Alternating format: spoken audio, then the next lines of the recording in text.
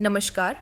Cult current के भारत अनकही कहानियां की चौथी कड़ी में मैं एआई प्रेजेंटर प्राजंला आपका स्वागत करती हूं। आज हम आपको ले चलते हैं हजारों साल पहले के वैदिक युग में, जब यज्ञ समाज का हृदय और वेदों की आर्चाएं जीवन का मार्गदर्शन करती थीं।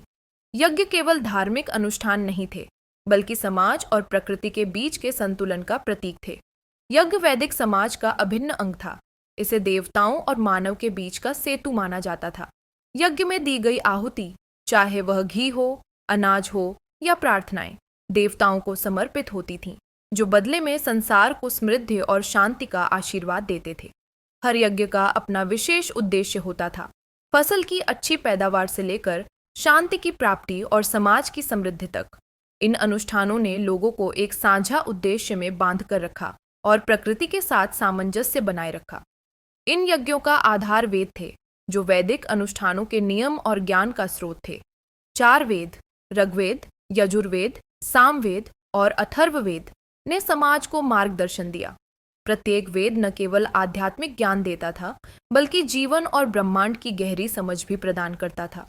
ऋग्वेद, जो सबसे पुराना है, प्रकृति के शक्तियों, अग्नि, वायु और सूर्य की स्तुति से भरा हुआ है।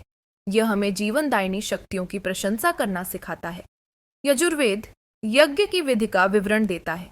यह हमें सिखाता है कि किस प्रकार यज्ञों का सटीक निष्पादन हमें आध्यात्मिक और भौतिक जगत के बीच संतुलन स्थापित करता है। सामवेद हमें ब्रह्मांड के संगीतात्मक स्वरूप का अनुभव कराता है।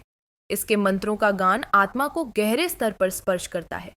अथर्ववेद एक रहस्यमय ग्रंथ है, जो चिकित्सा, उपचार और तांत्रिक विधियों की चर्चा करता है।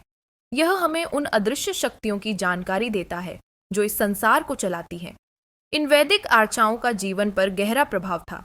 ये समाज के हर पहलू को प्रभावित करती थीं, शासन से लेकर कृषि तक, चिकित्सा से लेकर दर्शन तक। माना जाता था कि इन मंत्रों का सही उच्चारण और समझ जीवन को ब्रह्मांडीय नियमों के अनुरूप लाकर संतुलन और समृद्धि प्रदान करता है। हर आर्चा का एक उद्देश्य था, स्तुति, उपचार या आशीर्वाद प्राप्त करना। ऐसा माना जाता था कि इन पवित्र शब्दों के कंपन से वातावरण शुद्ध हो जाता था, शांति प्राप्त होती थी और सभी बाधाएं दूर हो जाती थीं।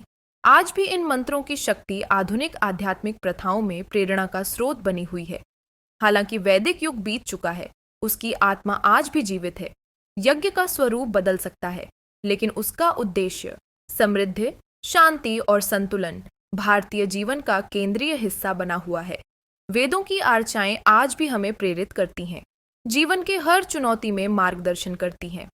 भारत अनकही कहानियां के अगले एपिसोड में हम देखेंगे कि कैसे ये प्राचीन परंपराएं आगे के समयों में विकसित हुईं और भारतीय इतिहास पर गहरा प्रभाव डाला।